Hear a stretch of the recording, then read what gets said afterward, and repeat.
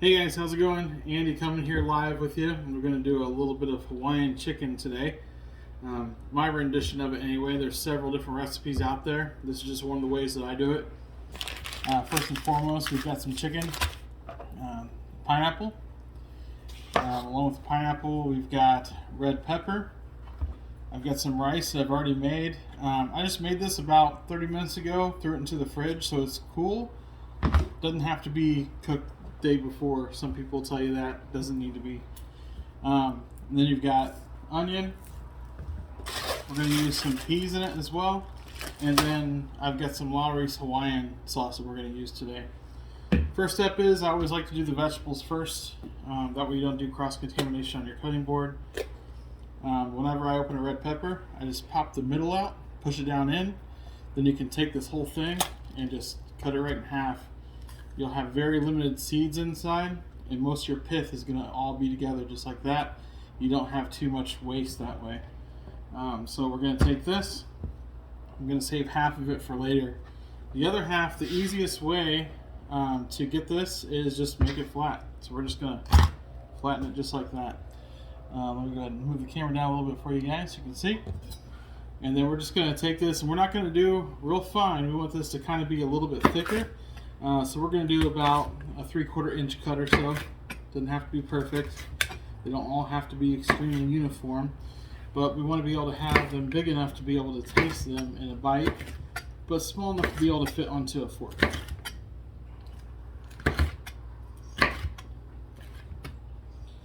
So pretty easy. And our cut is about like that, because they're going to cook down a little bit as we go. If you find any that are a little bit too big, you can cut them down a little bit. Alright, so we've got some red pepper there. We'll do our onion next. So I'll tell you, I started off actually cooking at Purdue University. I went to restaurant management there and went through a culinary school, and really had no intentions of doing that at first. It was actually in computer technology. And I switched majors because I was working at Cracker Barrel at the time, fell in love with the restaurant industry, and decided that's what I wanted to do for a living. So I did that, restaurant management, for about 12 years, and then jumped into the corporate side of things and got into the corporate world. But I picked up a lot of cooking techniques and a lot of habits by working directly with Cracker Barrel, Applebee's, a restaurant called Max and Irma's that was around for a little while. They've got some tremendous food, or had tremendous food until they went out of business not too long ago. Alright, so we're going to take this, cut it in half. So we're going to save that half anyway. Alright, so same thing. We're going to keep this a little bit thicker. We're not going to do them real thin slices. These we're going to do about a 1/2 inch. Same thing, 1/2 inch this way. Let's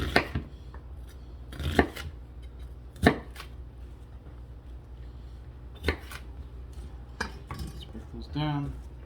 Make sure we got good pieces. There's a couple big ones in there. Alright, so now we got that part done.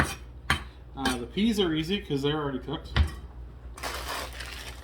They're not already cooked, you know what I mean? They're already ready to go onto the griddle. Don't need to cut those down. Rice is good.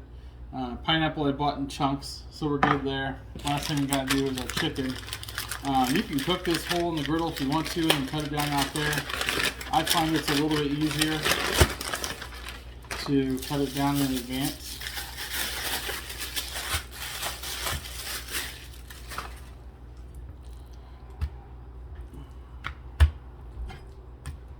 So we're gonna take these and do these about a 1/2 inch size.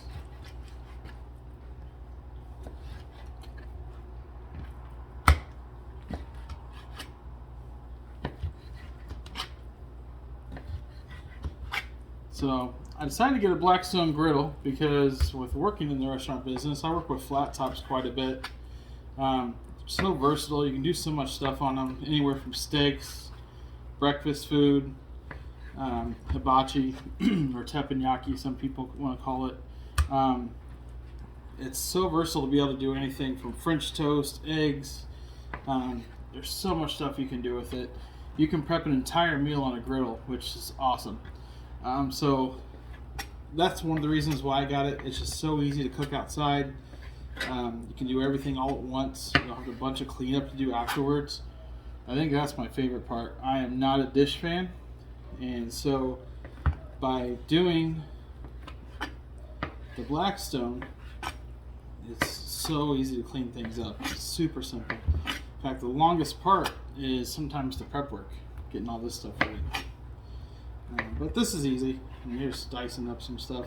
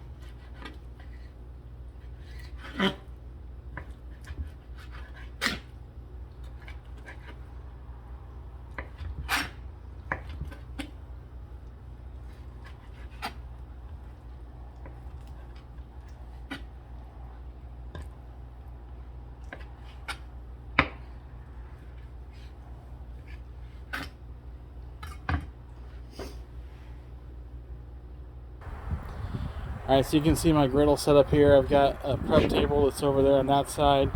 My griddle, I use a 28-inch Pro Series griddle. Absolutely love this thing. This thing is phenomenal.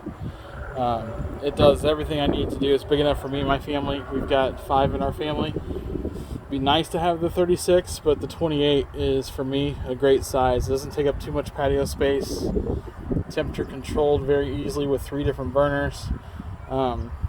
So easy to use. I love this thing. Absolutely love it.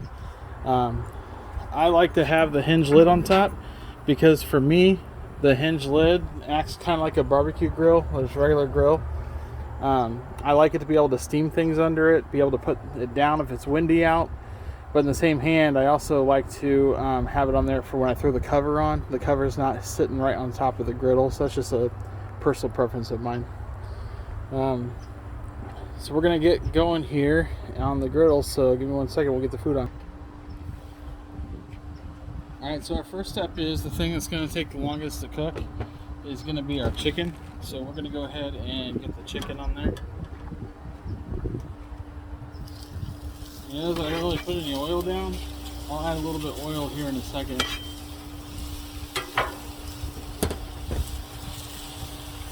Sometimes our oil on top.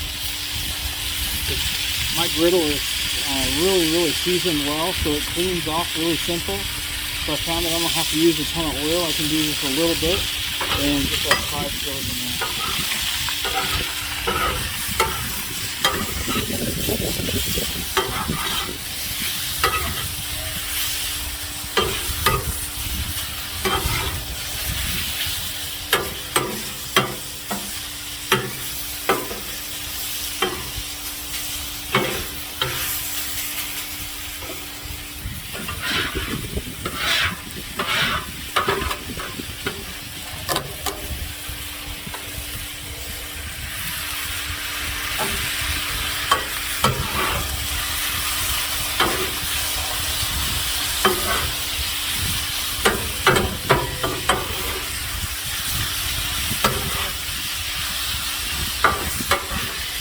I personally like a little garlic salt in mine. I like to season my food a little bit, even though we're going to be using some spice and some sauces. I still like to kick it up just a little bit, add a little flavor, add a little ghee.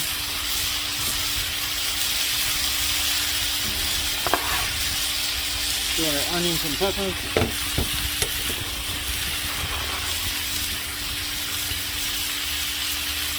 Ghee.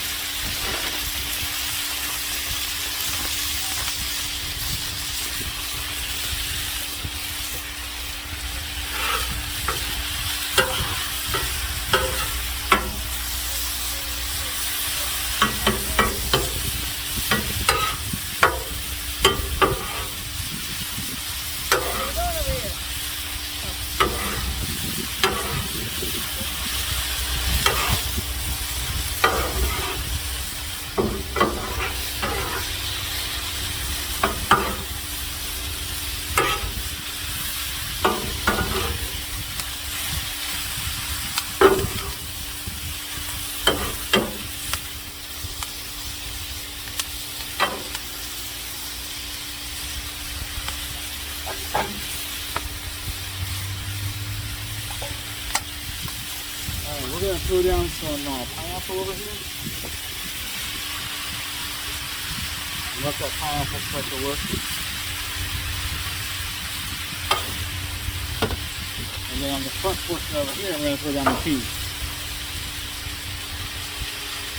Peas like to run on you if you let them, so you just got to put them in a clump usually and work with them after that.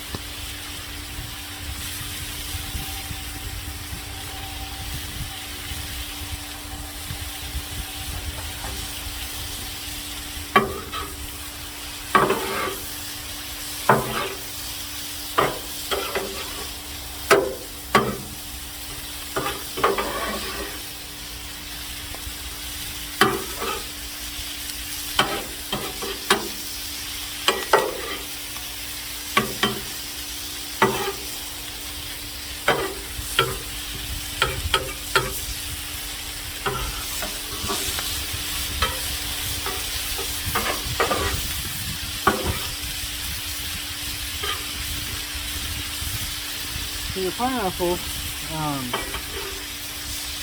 you're looking for the brownness of it.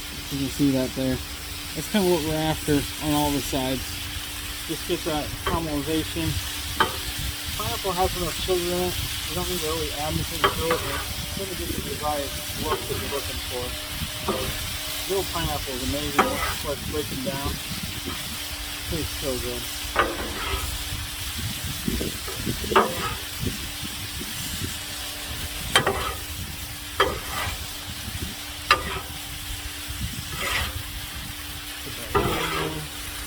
it all together.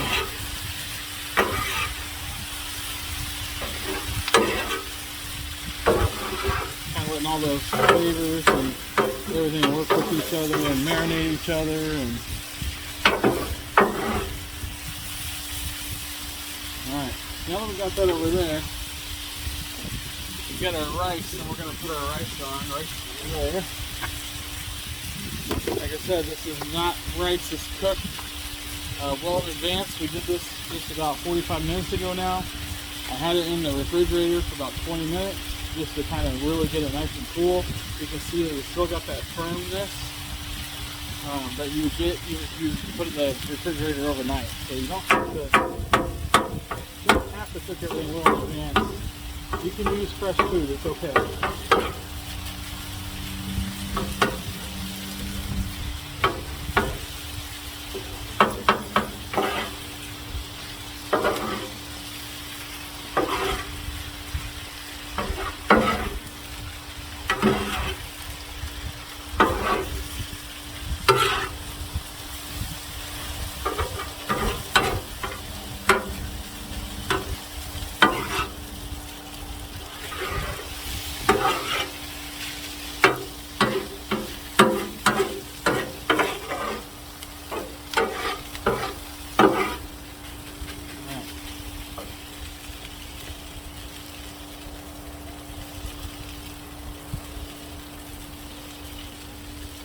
Let's get our sauce open here.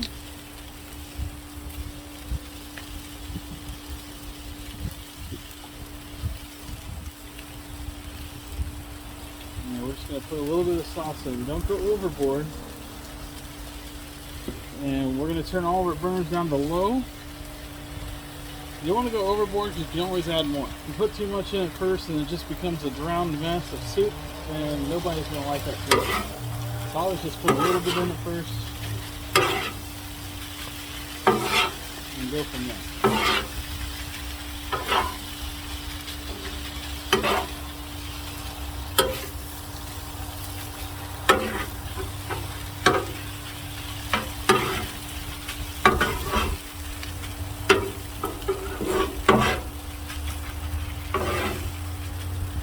When you're cooking with sugary marinade, if the griddle's too hot, it's going to start to burn and stick a little bit. So just make sure you turn everything down. Slow cooking at this point is best.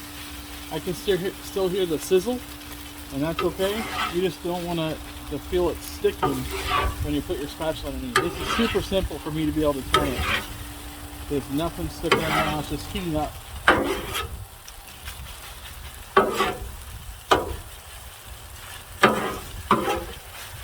pretty good moisture to it, but we're going to add just a little more.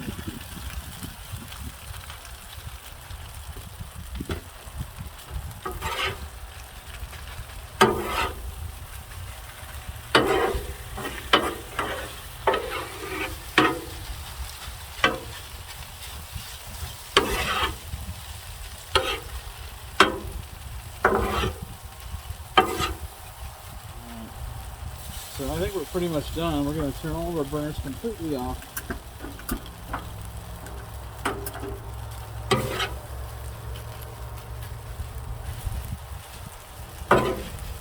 And we're going to pull all this food off.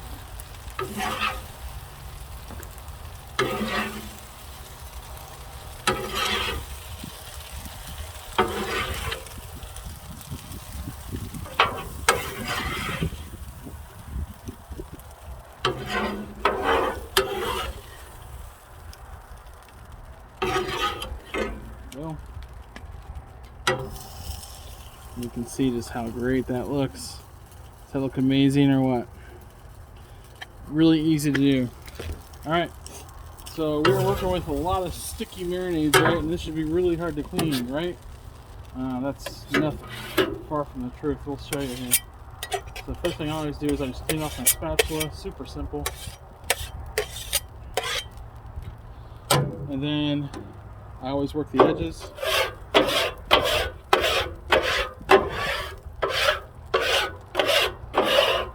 Like this edge.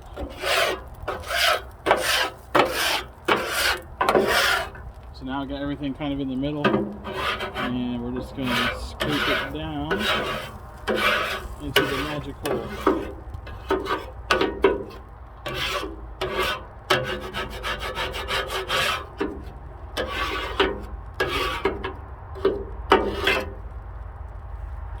Now if this had a whole lot of stuck stuff on it, you can use a little bit of water if you need to be able to get some of that off.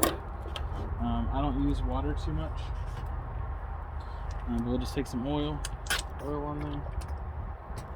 And then use our spatula.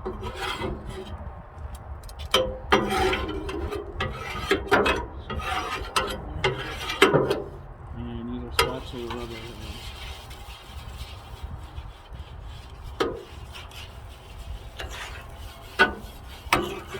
Anything that you see that has like a dry brown, that's where you want to make sure you hit oil, because that's what's showing you that it doesn't have any moisture to it, and that's where you'll start to develop rust. So just like that, easy enough. Alright, let's take you inside.